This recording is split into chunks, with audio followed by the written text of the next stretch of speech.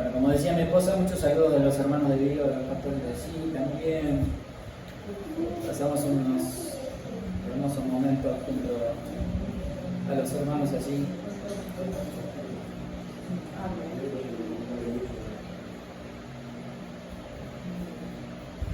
Y venimos hablando de algo muy importante. Habíamos estado hablando del entendimiento y tener un entendimiento correcto, ¿no? Y ese entendimiento correcto nos da una sabiduría correcta. Si yo entiendo correctamente algo, lo que sé es algo correcto, depende de una sabiduría correcta. Y se me ocurrió poner como título a este sermón sabio, pero no tanto, ¿no? Y me gustaría poder comenzar haciendo una diferenciación de lo que es la sabiduría humana y de lo que es la sabiduría de Dios, ¿no? Porque hay una gran diferencia. Y según el diccionario, la sabiduría humana dice que es el conocimiento profundo que se adquiere a través del estudio o de la experiencia. Es un conjunto de conocimientos profundos que una persona ha adquirido sobre una materia o a través del estudio o a la experiencia. Si yo preguntara ahora, si hablamos de un sabio, ¿qué nos imaginamos automáticamente? ¿Qué idea viene a nuestra cabeza? Un filósofo. Sí, pero si tratáramos de hacer una figura, nos imaginamos, quizá, en el caso mío, yo por ejemplo, me imagino un viejito pelo blanco sentado ahí, ¿no? Un hombre muy sabio, escribiendo, esperando. Ayer lo comentaba yo en la reunión, en Argentina, no sé si en su país tal vez hubo una serie televisiva que se llamaba Kung Fu. Era un artista marcial que caminaba por el mundo con toda su sabiduría y había adquirido su sabiduría con un maestro que tenía como 250 millones de años. Y eso es lo que muchas veces uno inconscientemente imagina, ¿no? El sabio. En mi país hay una profesión que se estudia en la universidad de la calle, le decimos nosotros. ¿Sí? Porque si los argentinos somos expertos en inventar cosas, y en esa universidad todos los argentinos se reciben de opinólogos. ¿Sabe lo que es un opinólogo? El que opina. No sabe de nada, pero opina. Usted se encuentra con un argentino y sabe de todo. Sí, yo sé. Sí, también, sabe de todo. Opina. Y muchas veces los seres humanos, no digo que les pase a ustedes, pero por lo menos en Argentina sí somos de ese tipo de gente. Opinamos. No sabemos, pero opinamos igual. Ahora vamos a leer lo que es la sabiduría de Dios. 1 Corintios 1:18 dice: porque la palabra de la cruz es locura para los que se pierden, pero para los que se salvan, esto es a nosotros el poder de Dios. Pues está escrito: destruiré la sabiduría de los sabios y desecharé el entendimiento de los entendidos. ¿Dónde está el sabio? ¿Dónde está el escriba? ¿Dónde está el disputador de este siglo? ¿No ha enloquecido Dios la sabiduría del mundo? Pues ya que en la sabiduría de Dios, el mundo no conoció a Dios mediante la sabiduría, agradó a Dios salvar al creyente por la locura de la predicación. Porque los judíos piden señales y los griegos buscan sabiduría, pero nosotros predicamos a Cristo crucificado. Para los judíos ciertamente tropezadero y para los gentiles locura. Mas para los llamados, así judíos como griegos, Cristo, poder de Dios y sabiduría de Dios. Porque lo insensato de Dios es más sabio que los hombres, y lo débil de Dios es más fuerte que los hombres.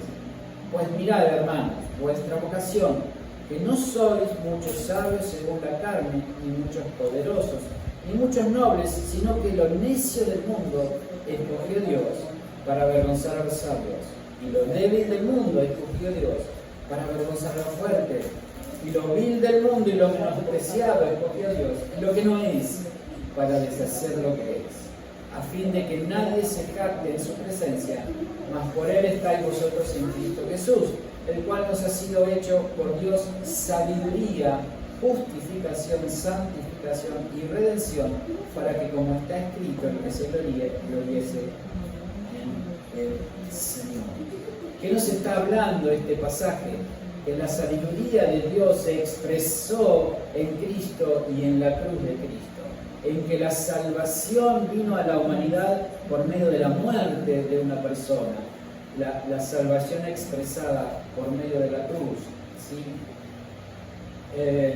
Algo totalmente opuesto a lo que es la sabiduría humana que veníamos relatando. Santiago dice que la sabiduría humana es animal, es terrenal, es diabólica. Miren a qué grado lo expresa el apóstol. Ahora, si vamos a hablar de sabiduría, no podemos no hablar de Salomón. ¿Por qué? Porque Salomón dice la palabra que fue el hombre más sabio. Y vamos a tratar de situarnos un poco en la historia, vamos a leer bastantes pasajes de la vida de Salomón. Pero Salomón tenía aproximadamente, la Biblia no lo dice con exactitud, simplemente David, su padre, hace alguna referencia y dice este joven. Entonces se estima que más o menos podría llegar a tener entre 17 y 18 años de edad cuando él toma la responsabilidad de ser rey. Un muchacho muy joven, ¿sí? 18, 20, no hay exactitud. Ahora, imaginemos lo siguiente, ¿no? Porque uno a veces lee muy rápido. Era un hombre que tenía que no solamente amar a Dios, sino que tenía que conducir un país. Imagínense la responsabilidad que tiene un presidente o que tiene un rey, ¿sí? Encargarse del comercio exterior, del comercio interior, encargarse de la economía de su país, encargarse de las estrategias de guerra para colonizar países o no, en fin, todo un proyecto de país muy grande que él debía enfrentar y sin experiencia, cosa que muchas veces nos suele pasar a nosotros, no digo que nos ponen como presidente de un país, pero a veces nos encontramos en una situación que no sabemos muchas veces cómo resolverla. Es demasiado complicada. Entiendo yo que Salomón se sintió superado ante semejante empresa, ¿no? Y muchas veces vienen situaciones en nuestra vida que a veces nos superan. ¿En cuanto a qué? En cuanto a cómo vamos a resolverla. ¿Sí? Y Salomón hace lo siguiente. Primera de Reyes 3:7 dice: Señor Dios mío, ahora que tú me has hecho rey en lugar de David mi padre, pero soy como un niño que no conoce el camino que ha de seguir. Y aquí estoy entre tu pueblo escogido, un pueblo tan numeroso que es imposible contarlo. Dame sabiduría para poder gobernar bien a tu pueblo y para tener un buen discernimiento de lo que es bueno o no es malo. Porque ¿quién con su propia capacidad puede cargar con una responsabilidad tan grande? Cosa que hacemos nosotros siempre, ¿verdad? Ante una situación que no sabemos cómo resolver, lo primero que hacemos es orar. Decimos: Señor, dame sabiduría. ¿Verdad que sí? Nadie me diga. ¿Cómo resolvemos, no? David lo primero que hizo ante semejante cosa, lo primero que hizo fue orar, pedirle a Dios: Señor, dame sabiduría. Dame sabiduría. ¿Cómo resuelvo esta situación? Sí, perdón, Salomón. ¿Cómo resuelvo esta situación? ¿No? Y sigue diciendo: el Señor miró con agrado esta petición y se alegró de que Salomón hubiera pedido sabiduría. Por eso le respondió: por cuanto has pedido sabiduría para gobernar a mi pueblo, y no has pedido una larga vida ni riquezas para ti, ni has pedido derrotar a tus enemigos, yo te daré lo que has pedido. Te daré una sabiduría como la que nadie ha pedido antes ni tendrá después. Y también te daré lo que no has pedido, esto es riquezas y honor. Nadie en el mundo será tan rico y famoso como lo serás tú por el resto de tu vida.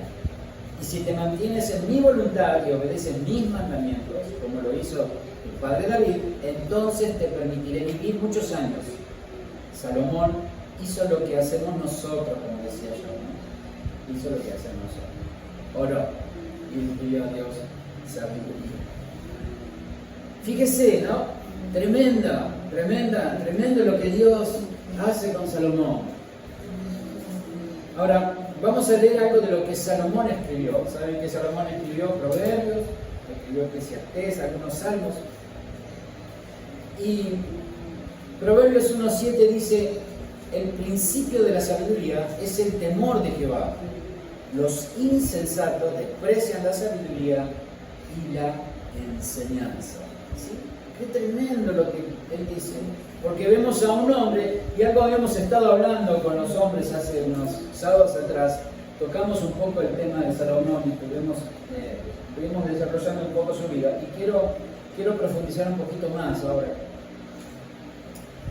Y lo vemos que él estaba enfocado en Dios, ¿sí? Su vida estaba enfocada en Dios. Él en otras palabras estaba diciendo que el verdadero sabio es aquel que pone como fundamento de su vida a Dios, ¿sí? Aquel que verdaderamente es sabio y que depende de Dios, ¿no? Y compara a aquellos que no con personas insensatas, personas necias, personas sin entendimiento. Y cuando estamos hablando de fundamento, estamos hablando de dependencia, hermanos. Porque yo puedo saberme la Biblia de memoria, versículo, y yo te pregunto, ¿me citas el versículo? Fantástico. Pero cuando hablamos de fundamento, hablamos de vida. Si yo lo que sé no lo llevo a mi vida práctica, es simplemente información, es simplemente conocimiento. No se transforma en vida. La palabra por sí sola no hace nada. Yo tengo una Biblia, la Biblia no es mágica. Es un libro escrito. Sí, es la palabra de Dios, sin duda. Pero eso no es magia. Yo se lo tengo que comer, lo tengo que aplicar a mi vida y llevarlo a la vida práctica. Porque si no lo llevo a la vida práctica, nunca esa palabra escrita se va a transformar en vida, en mí. Salmo 127:1 dice: si Jehová no edifica la casa, en vano edifican los edificadores. ¡Cuánta verdad!, ¿no? ¡Qué tremenda declaración! Si queremos una familia sólida, el fundamento debe ser Dios. Si no es Él el que edifica, todo nuestro esfuerzo va a ser inútil. O lo podemos comparar con aquel que construyó la casa en la roca o aquel que construyó la casa en la arena. Hermanos, las dificultades a la familia vienen, los problemas vienen, no estamos inmunes. El tema es cómo permanecemos, cuál es nuestro fundamento, de qué nos estamos sosteniendo ante el temporal. Sí, fíjense que era tan sabio, dice la Biblia, que venían personalidades de todos los países a escucharlo hablar, a pedir consejo. Tremendo. La Biblia dice que fue el hombre más sabio que existió, por lo menos en la época. Y todos venían a escucharlo. Es algo maravilloso. No solo venían a escucharlo, sino que podían ver lo que Dios había hecho con su vida, ¿no? Él mostraba sus tesoros, eran cosas, wow. Y los que venían con regalos, y no venían con regalos del chino, ¿no? ¿Sí? Venían con riquezas y le traían abundancia. Realmente lo que Dios estaba haciendo con este hombre, empezó a hacer, fue algo maravilloso. ¿Sí? Pero fíjese lo tremendo de todo esto, es que un hombre que empezó tan bien, termina muy mal. Termina muy mal. Porque en determinado momento de su vida comenzó un proceso de decadencia.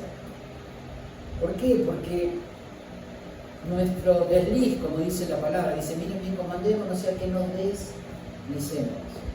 O sea, nuestra caída no ocurre de la noche a la mañana, sino que nos vamos deslizando. Yo no puedo decir, me despierto a la mañana en la cama de la vecina y digo, oh, ¿qué hago en la cama de la vecina? No, hubo un proceso que yo permití en mi corazón y en mi cabeza que terminó en determinado tiempo llevándome a ser infiel a mi esposa. Por dar un ejemplo, ¿sí? Simple. Ahora, me gustaría que me acompañe a ver por qué el hombre más sabio empezó bien y terminó mal. En Primera de Reyes 11, del 1 al 4, dice lo siguiente: ahora bien, además de casarse con la hija del faraón, el rey Salomón tuvo amoríos con muchas mujeres, moabitas, amonitas, edomitas, sidonias e hititas, todas ellas mujeres extranjeras que procedían de naciones de las cuales el Señor había dicho a los israelitas: no se unan a ellas, ni ellas a ustedes, porque de seguro les desviarán el corazón para que sigan a otros dioses. Con tales mujeres se unió Salomón y tuvo amoríos. Tuvo 700 esposas que eran princesas y 300 concubinas. Todas estas mujeres hicieran que se pervirtiera su corazón. En efecto, cuando Salomón llegó a viejo, sus mujeres le pervirtieron el corazón de modo que él siguió a otros dioses. Y no siempre fue fiel al Señor su Dios, como lo había sido su padre David. Ahora, ¿cómo? Yo no sé ustedes, pero yo me pregunto, ¿cómo el hombre más sabio que conocía a Dios tomó la decisión de hacer lo que Dios le había prohibido hacer? No se junten con esa mujer, no tengan nada que ver. Salomón hizo todo lo contrario. ¿Para qué? Hubo algo en su vida que lo desenfocó de Dios. Hubo algo que lo distrajo. Y ese algo fue el principio, el comienzo de su decadencia. ¿Y sabe qué? A pesar de ser el hombre más sabio, él no tomó en cuenta a Dios. Lo quitó de la ecuación, lo quitó de su lado, de su vida. En otras palabras, dejó a Dios de lado. No consideró. Y fue donde esa sabiduría que provenía de Dios, porque la sabiduría que se la dio a Dios. Ahora, cuando sacó a Dios de su vida, esa sabiduría comenzó a mutar, a transformarse en una sabiduría netamente humana, que lo llevó a desenfocarse en otras, o a enfocarse en otras cosas, ¿sí? En otras cosas que lo fueron desviando del verdadero propósito de su vida. Ahora, fíjese que en medio de todo ese proceso llega determinado momento en su vida que Salomón comienza a reflexionar. Acá hay muchos jóvenes que cuando sean más grandes en algún momento de su vida se van a poner a pensar, ¿qué hice con mi vida? A partir de los 40, 45 empezamos a mirar la vida un poco más en retrospectiva y decimos, a ver, ¿qué fue lo que hice en mi vida? Salomón en determinado momento de su vida empezó a reflexionar sobre la vida. ¿Sí? Y es curioso, porque ahora vamos a empezar a leer, aparece una frase que es en esta vida, 23 veces, en esta vida. Entonces, lo primero que podríamos decir es que Salomón tenía una mirada, una visión impregnada de la temporalidad. Y ahora lo vamos a desarrollar un poquito.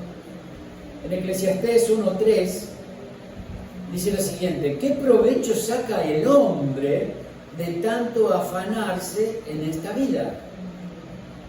Ahora, él comienza a hacer su reflexión, ¿sí? Y vamos a ver dos aspectos en los cuales él comienza a desarrollar esta reflexión. Lo primero que vemos es el objeto sobre qué reflexiona. En este caso es el hombre, porque dice, ¿qué provecho saca quién? El hombre. Y también el tiempo, ¿sí? Y cuando dice en esta vida, Es ese periodo de vida que tiene el ser humano. El tiempo y el objeto que es el hombre. Ahora, fíjese en el capítulo 2, versículo 3, continúa reflexionando y ahora nos va a situar en un lugar, porque dice: quise luego hacer la prueba de entregarme al vino, si bien mi mente estaba bajo el control de la sabiduría, y de aferrarme a la necedad. Ahora, detengamos un momento, porque a veces leemos muy de corrido. Dice: quise luego hacer la prueba de entregarme al vino. Probemos a ver qué tal es, a ver qué pasa. Vivamos de borrachera en borrachera.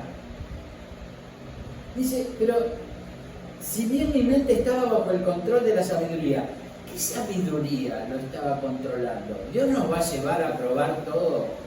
Digamos, hagamos, vivamos acá, así nomás, sin Dios. O sea, estamos evidenciando que la sabiduría que ya Salomón operaba en su vida era una sabiduría totalmente humana, ¿no? Y dice: de aferrarme a la necedad. ¿Quién quiere vivir como un necio en la vida? ¿Quién? Hasta ver qué de bueno encuentra el hombre de lo que hace bajo el cielo durante los contados días de su vida. Dijimos que estaba reflexionando sobre el hombre, el tiempo, dijimos, en esta vida, y ahora sitúa al hombre en un lugar, en lo terrenal, ¿no? Que dice: bajo el cielo. Es el lugar donde nosotros vivimos. Ahora, toda su reflexión está ligada a lo temporal. Y ahora lo vamos a seguir desarrollando. Eclesiastés 2:11 dice: consideré luego todas mis obras y el trabajo que me había costado de realizarlas. En esta oración, ¿dónde está Dios? O sea, todo lo hice yo, todo fue mi esfuerzo personal. Todo lo que logré, todos mis logros los hice yo. Dios no tenía nada que ver en el asunto. Dice: y vi que todo era absurdo, un correr tras el viento, y que ningún provecho se saca en esta vida. 2:18 dice: aborrecí también el haberme afanado tanto en esta vida, pues el fruto de tanto afán tendría que dejárselo a mi sucesor.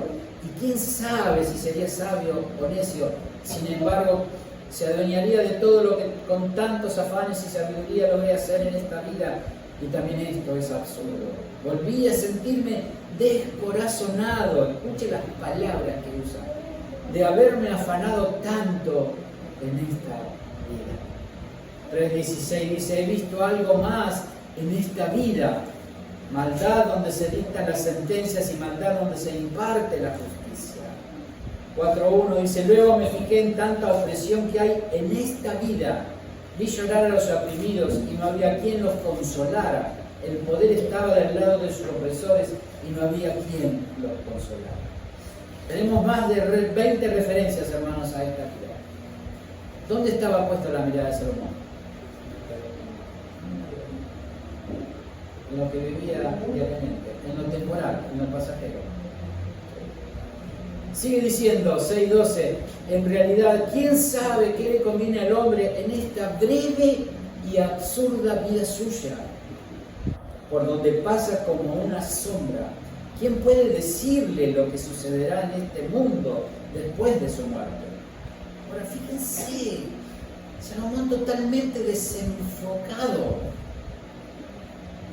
de Dios, enfocado en otra cosa que nada tenía que ver con Dios. Él comienza a hacer su reflexión de algo que es temporal, de algo pasajero. ¿Por qué, hermanos? Porque somos temporales y pasajeros. ¿Quién sabe si mañana vamos a despertar? Por más que seamos jóvenes. ¿Quién tiene control sobre su vida? A veces estamos tan afanados por lo que vamos a hacer la semana que viene.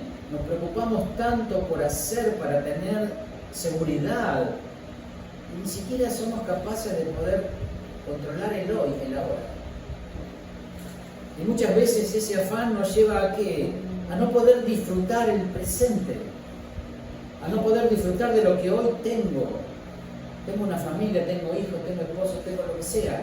Tengo vida, tengo salud. Y tanto afán de preocuparnos por el mañana no nos permite disfrutar es la hora, lo pasajero, ¿no? Lo temporal. En vez de poner nuestra mirada en qué, en lo eterno. Y sabe que una mirada, una visión impregnada de temporalidad, de prestarle tanta atención a lo temporal y a lo pasajero, nos va a dar como resultado frustración. Y fíjese la declaración, si no, de Salomón. Eclesiastés 1 dice: lo más absurdo de lo absurdo, dice el maestro, lo más absurdo de lo absurdo, todo es absurdo. ¡Wow! ¿Quién puede pensar de esa manera? La palabra absurdo, de acuerdo a la traducción, estamos hablando, aparece 27 veces y significa necio, vano, vago, insatisfactorio, intransitorio. Aborrecí entonces la vida, pues todo cuanto se hace en ella me resulta repugnante. Realmente todo es absurdo. Es correr tras el viento. Es correr tras el viento. ¿Alguna vez a algunos de nosotros se nos ocurrió correr al viento? ¿Cómo haríamos para correr al viento? Sería inútil correr al viento. ¿Quién puede alcanzar el viento? Nadie.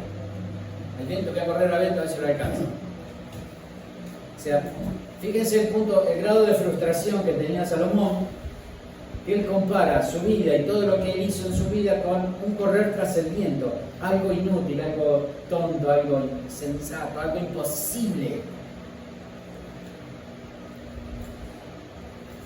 El hombre que había escrito el principio de la sabiduría es el temor de Jehová.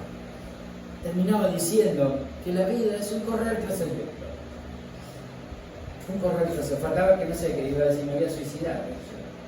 Algo para el estilo. Otra de las cosas que produce una mirada impregnada de la temporalidad es que corrompe el corazón.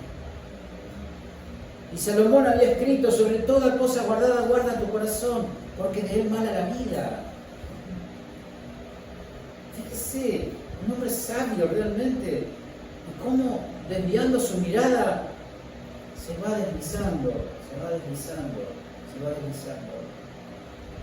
Dice, como leíamos antes, además de casarse con la hija de Faraón, el rey Salomón tuvo moríos con muchas mujeres, moabitas, amonitas, edomitas, sidonias, hititas, todas ellas mujeres extranjeras que procedían de las naciones de las cuales el Señor había dicho a los israelitas: no se unan a ellas, ni ellas a ustedes, porque de seguro les desviarán el corazón para que sigan a otros dioses.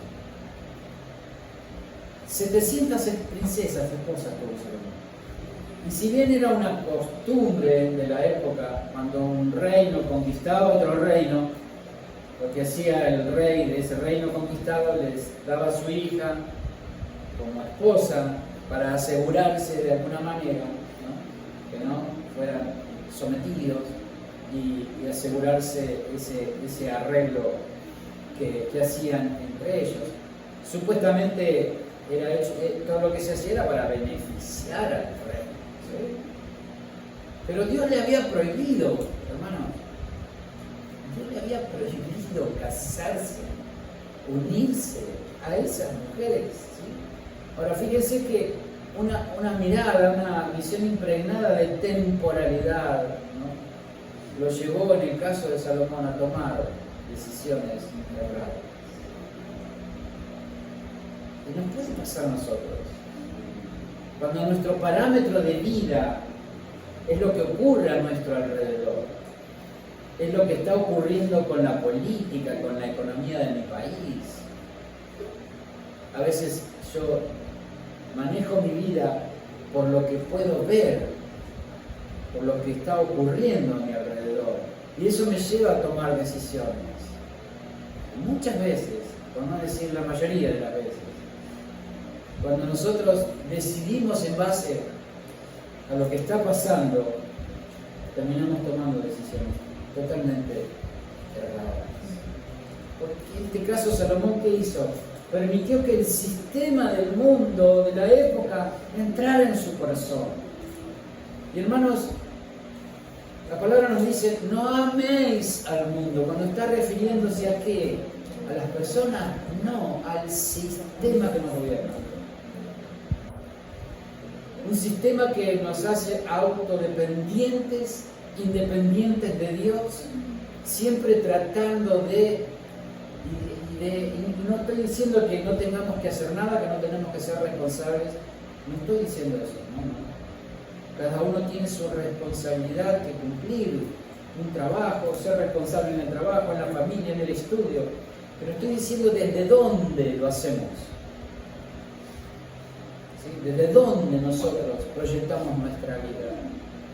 Cuando hablamos de cimiento, cuando hablamos de solidez, ¿desde qué confianza? ¿De lo que yo puedo lograr, de lo que yo puedo hacer, o de lo que Dios dice que puedo hacer, que puedo lograr por medio de Él? Hay una gran diferencia. A veces me pregunto qué le damos lugar en nuestro corazón, ¿no? Como decíamos, ¿qué rige mi vida? ¿La economía del momento? ¿La situación que estoy atravesando? ¿Las estadísticas? ¿El gobierno de turno?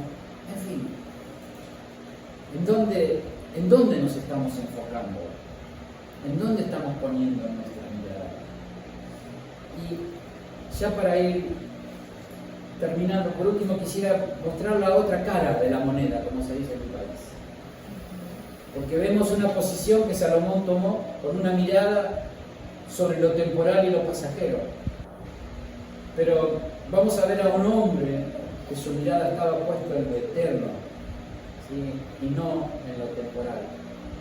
¿Y qué produce una mirada impregnada de la eternidad? Va a producir en nosotros confianza y paz. Segunda de Corintios 4:16 dice Pablo lo siguiente. Ya empieza diciendo, por tanto no nos desanimamos. Al contrario, aunque por fuera nos vamos desgastando, por dentro nos vamos renovando día tras día. Pregunto, ¿Pablo era un hombre que tenía un buen vivir? No, era un hombre perseguido por los romanos. Un hombre que tenía que escapar más de una vez por su vida. Que vivió naufragios, que vivió persecución, que fue apedrado. Y podríamos seguir en la lista. Podríamos seguir en la lista, ¿sí? ¿Cuántas cosas? Ahora dice, por tanto, no nos desanimamos. Y nosotros cuando tenemos una situación, ¡ay, Señor! ¿Por qué? ¿Por qué permitís que me pase?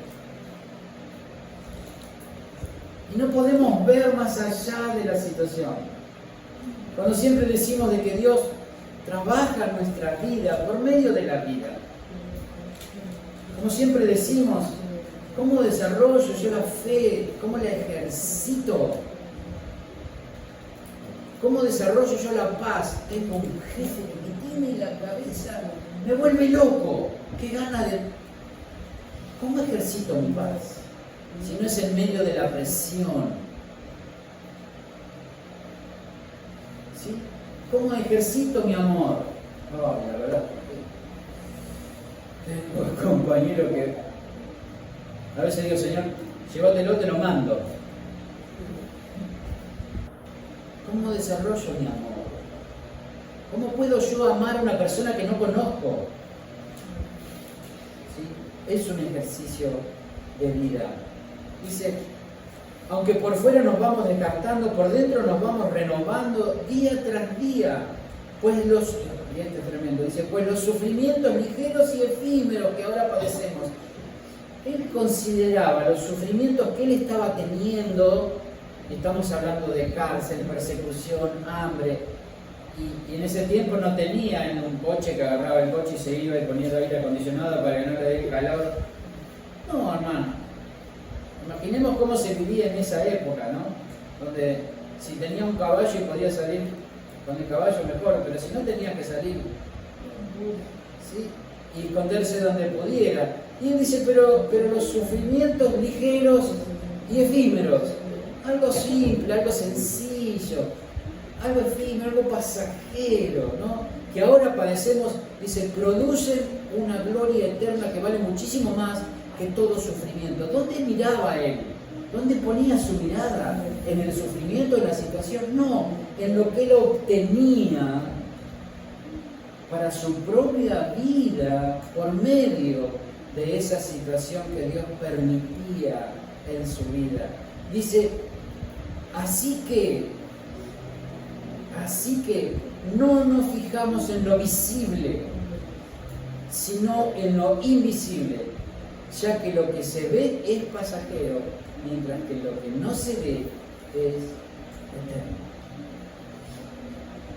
Como decíamos antes, nos afanamos por un montón de cosas.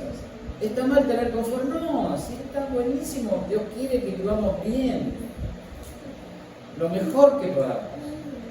Nadie está diciendo que no, todo lo contrario. Pero nuestro afán, ¿en dónde está puesto? Nuestra mirada, ¿dónde está puesta? Eso nos llevará a tener una vida muy superficial, porque todo es pasajero. Me puedo comprar el último móvil. Y yo no sé si seguramente a muchos les debe haber pasado. Hasta que lograron comprarse el móvil del momento. ¿Sí? Y dijeron, wow, mira lo que tengo. Y a veces se lo dábamos así con el móvil en la mano, ¿no? Para ser un poco disimulado, bueno. Pero la primera semana estábamos con el móvil detrás de todo. Mirá lo que tiene, no, la foto, y así, Al mes, hermanos, era un móvil que ya lo metíamos al bolsillo, ya se pasó el entusiasmo. Ya lo usamos como algo común y corriente. Porque eso pasa con las cosas temporales. Nos encandilan en el momento y ya después uno va perdiendo el entusiasmo y ya se empieza a enfocar en otra cosa. Eso es lo que hace el mercado, hermanos. Permanentemente batallando y mostrándonos cosas que necesitamos, supuestamente. Entonces pudimos adquirir el último móvil y dentro de un tiempo va a salir otro, el otro iPhone. Y ya se empieza a generar la necesidad de tener el otro.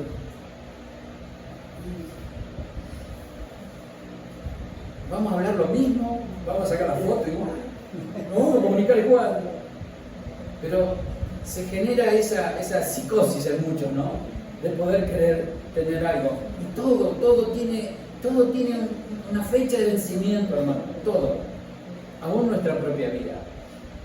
2 Corintios 4 dice, pero tenemos este tesoro en vasijas de barro para que se vea tan sublime poder. Viene de Dios y no de nosotros. Nos vemos atribulados en todo. O sea, ¿nos vamos a sentir en algún momento, hermanos, atribulados? Sí. Claro que sí. Pablo decía, nos vemos atribulados. Yo no creo que él tuviese muchas veces una sonrisa de oreja a oreja por todo lo que estaba pasando. ¿Se sentiría en algún momento atribulado? Claro que sí. Pero dice, atribulados en todo, pero no abatidos. El que está abatido no puede más, no da más. ¿Sí? Perplejos. ¿Alguna vez se sintió perplejo sin saber qué hacer? ¿Qué hago? Claro que sí. Podemos sentirnos en esa situación que dice, pero no desesperados. ¿Por qué? Porque sabemos de quién dependemos. Porque somos de carne y hueso y en el momento la situación nos puede sobrepasar. Claro que sí. Y como seres humanos que somos, muchas veces podemos sentirnos a experimentar eso. Pero ¿de quién dependemos? ¿Sí? Perseguidos pero no abandonados. ¿Cuándo nos dejará Dios? ¿Cuándo? Derribados. Alguna vez dijo, no doy más. No doy más, Señor, no doy más, no hay más, no puedo más. Me cansé, lo intenté, la verdad, no sé qué más hacer. ¿Sí? Claro que sí. Dice, pero no destruidos. Porque destruido es final. ¿Sí? Dice, donde quiera que vamos, siempre llevamos en nuestro cuerpo la muerte de Jesús, para que también su vida se manifieste en nuestro cuerpo. Y hay una realidad temporal que no podemos negar. Hay una realidad que al abrir nuestros ojos muchas veces tenemos que enfrentar. Eso no lo vamos a negar. Hay situaciones, hay problemas, hay dificultades. Claro que sí. Jesús mismo dijo, miren hermanos, en el mundo van a tener aflicción, pero confíen porque yo he vencido el mundo. ¿En quién está nuestra seguridad? ¿Por qué? Porque por encima de esa realidad temporal hay una realidad eterna, que es la que debería gobernar nuestra vida. Segundo de Corintios dice, de hecho sabemos que si esta tienda de campaña en que vivimos se deshace, hablando de nuestro cuerpo, tenemos de Dios un edificio, una casa eterna en el cielo, no construida por manos humanas. Mientras tanto, suspiramos anhelando ser revestidos de nuestra morada celestial. Ese mientras tanto es lo que estamos hablando, donde estamos enfrentando la situación, mientras tanto que estamos esperando esa morada celestial. Ahora, ese mientras tanto, esa vida que vivimos, ¿cómo la vivimos? ¿Cómo la enfrentamos? ¿Me deprimo como Salomón? Digo, la verdad, la vida es una porquería. Mirá lo que me tocó vivir. Es una vida de dolor, de sufrimiento. Pero bueno, me resigno, porque tengo que resignarme. Eso no nos dice la palabra. Porque mi mirada no tiene que estar puesta en lo terrenal y lo temporal. Existe, sí, pero va terminado. Tiene fecha de vencimiento. Lo eterno no. Si yo pongo mi mirada en lo eterno, tengo una mirada de la vida totalmente diferente. Entiendo de que esta situación va a pasar. Esto también pasará. Que en algún momento, o sea, yo no nací para sufrir toda la vida. No, porque nosotros los cristianos, no. Eso no dice la palabra. Tenemos situaciones, sí. Pero podemos alegrarnos, porque eso es el gozo del Espíritu, hermanos. El gozo del Espíritu es lo que produce el Espíritu Santo en nosotros.